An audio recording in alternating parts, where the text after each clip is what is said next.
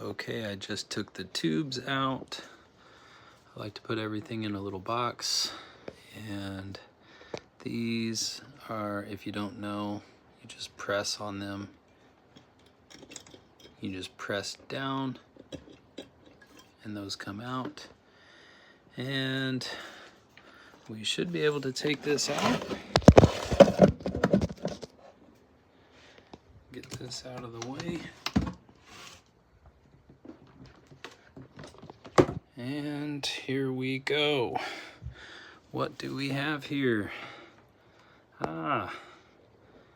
Looks like we've got a resistor that is starting to bubble up a bit.